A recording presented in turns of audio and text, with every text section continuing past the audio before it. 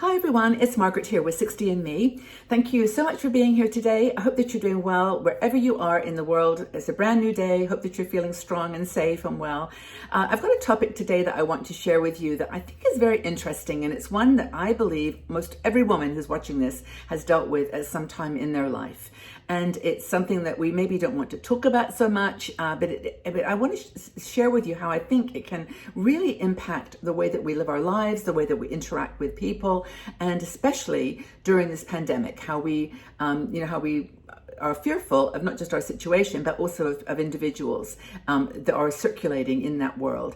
Now, this article by one of our bloggers, Donna Marie Todd, is called "How to Get Past Your Fear and Live a Happy Life." It's a really good article, and she actually tells her own personal story, which gives you some understanding of how things that happen in our childhood can actually impact the way that we view the world and view individuals in that world as we get older. So Donna Marie was the daughter, or is the daughter, of a pastor. Her father was the minister of the church, and they lived near the church, or even in the church rectory. And they used to have people coming to them all the time, just for help. And there were everything from women who were abused or in some kind of physical danger to somebody who had drunk too much, or somebody who didn't have any food, somebody that was just, mentally not coping very well, and some who were dangerous. And she says that was, didn't matter kind of what the situation was, they were all welcome, and they were all, needed help of some kind. So some were just down on their luck, some were abused, and so on. But some some just needed someone to help them. And she said that her father and mother taught her how to kind of suss people out at the door when she had to answer the door. Were they dangerous? Was there any danger, any anger, anything that she needed to be aware of? And her mom and dad would say, remember their face. Did the woman have any bruises or bumps or bleeding? Did she look scared? What kind of clothes was she wearing? Was there any smell that you remember? Was there alcohol that you could smell in anyone's breath? Just really specific questions to kind of, help. And they were the abuse center. They were the food shelter, or food bank. They were the homeless shelter. They were everything. And so she said this had this huge impact on her life to size people up. And she does this even to this today. The skill of assessing people, she says, has served her well. And, that's kept her safe in some situations that were rather dangerous. Same has happened with me. I moved around a lot when I was younger, and being able to suss people up really quickly as to whether they were a risk or a danger is something that I did as well. And she did it, she said, with her son. They lived in a kind of a rough part of the city, and she taught him the same skills. And this is amazing how this kind of fear of people based on your childhood experience really does have an impact. So she says the only challenge is it sets you up for insecurity and fear and unhappiness in your life. She said, if you're always controlled by the amygdala, that part of your brain that's kind of the fight or flight mechanism, you are always going to be afraid.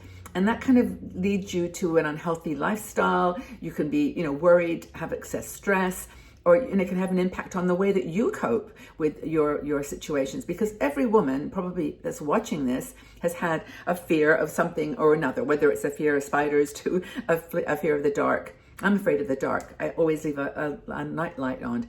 And I don't know what that's from. I can't even go back and kind of unravel what could have happened in my childhood. But I think it was just being, in a dark room. I just don't like darkness. But anyway, she says that fear doesn't make you happy. It may protect you. It may give you some framework to sort of protect yourself from the world, but it doesn't make you happy. In fact, it makes you the opposite. It makes you unhappy. Your constant fight or flight mechanism is keeping you a victim of the chemicals in your brain and in your body. Actually, I'm looking at my notes here because she talks about in her article, which I encourage you to read. It's really cool. Chemists say that humans emit 2,000 VOCs. Did you know what a VOC is? It's a volatile organic compound. It's something that our body exudes. And I guess it's actually, in some ways, it's a scent. You say and actually it's used in conversations about being attracted to someone. There's a scent about someone that just draws you to them in a positive way. Maybe that's how you meet your partners, just by having that across the room magnetic VOC experience. But also, it actually helps you to understand danger. and knowing when there's something in the air that, or even on a person's smell that you know, or energy that you feel nervous about. Does that happen to you? I can definitely say this has happened to me, but it's just something else altogether. But anyway, that's these VOC. So we have to be aware that our body is exuding these VOCs, these volatile, what were they called? Volatile organic compounds, which really are the triggers for our brain to protect us. So let's go to fast forward from 1960 when Donna was living in her house with her father, the pastor, to now the COVID situation. Do you go out into the world with your mask on and actually look at people's eyes and suss out what they're wearing and just try to determine whether they're a risk to you as a COVID, potentially somebody with COVID? I mean, maybe the first thing you look at is somebody without a mask, because they are obviously possibly could have COVID, and if they cough or they even walk past you, you could potentially catch the virus. So I think that we're finding, and maybe you can validate this for me, that when we go out in the world now, we're actually starting to suss people up as to their danger to us in terms of COVID. And fear is always talking to us, says Donna, and I really like that phrase. I mean, it's always talking to us through our brain. And I know sometimes, I mean, I don't mean to be paranoid about it, but I do actually cross over the street sometimes. Like if there's a group of people, young people, sometimes they're just having, they're gathering for whatever reason. And I just, I just kind of edge over it. They're not wearing masks. They're either drinking or laughing or whatever. And it's just that ability that we have that has the benefit of helping us to stay healthy. But at the same time, it prevents us from being happy. I know I've been watching travel videos, and all of them, of course, like blogger videos, have been, recorded during 2019 or early 2020, where there was like crowds of people just having dinners and lunches and mingling and mixing with each other. And it will never be that way again. I don't think ever. That's a big statement, actually, but I don't know if it will ever be the same. So I think we have to now recognize that we have to find ways to, number one, protect ourselves and, accept that we have fear and appreciate that it locks us away from people. It locks us, it keeps us safe. But at the same time, we are missing out on the things that can bring us great joy, that can help us to sparkle and shine in this world. We have to kind of balance the fear and the hesitation and the nervousness around the virus, what it's doing to our interaction and connection to people, and generally speaking, how it's helping us to be safe, but at the same time, trust ourselves.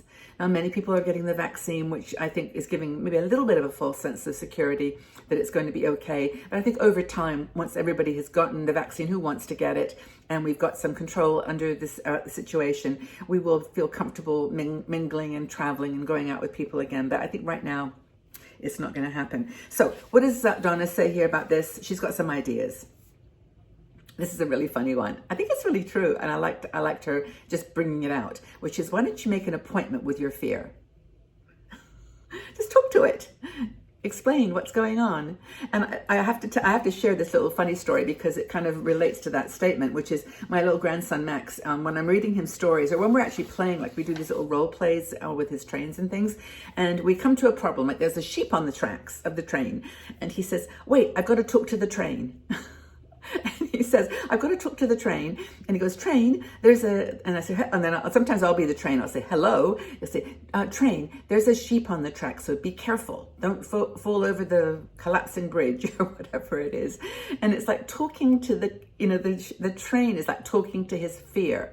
So if you've got a fear of something, talk to it. Make yourself a list. And she said that she actually sat down one day and said to her fear, "Okay, I don't want to be exposed to COVID. I'm afraid that my son's not going to get into graduate school. I'm afraid that I'm going to run out of money. I'm afraid that I'm going to grow old without a partner." She's talking to all her little fears. And she said, once I started to do that, it was like, suddenly they kind of disappeared. It was like, give your psyche a break from fear. And just say, look, you're probably going to be okay with COVID. If you stay healthy, and even if you get it, you can get through this. Your son, in fact, her son got into 2 graduate schools apparently. And she said, so what, I'm getting older. So are all the guys, if I don't have a partner, I don't. I mean, the things that we fear the most. She said, oh no, the finances was an interesting one. She said, with financial fear, just go back and see, number one, how you're spending your money. That there's probably some ways you can save. There's just habits and things in your behavior that you can change to kind of talk to the fear and address it rather than letting it overwhelm you. I thought that was a really cool thing. So what are the fears on your list? What are your top fears? I think that's all I'm going to say. There's some other points of how will you deal with them and how will you cope with them. But what are your fears? What do you fear most of all right now? Let's have a conversation with them. Okay, everybody. Well, have a really lovely day. Let me know what you're fearful about, and we'll see if we can all join hands here together and get us all through it. But take good care, and we'll talk again very, very soon. Bye-bye for now.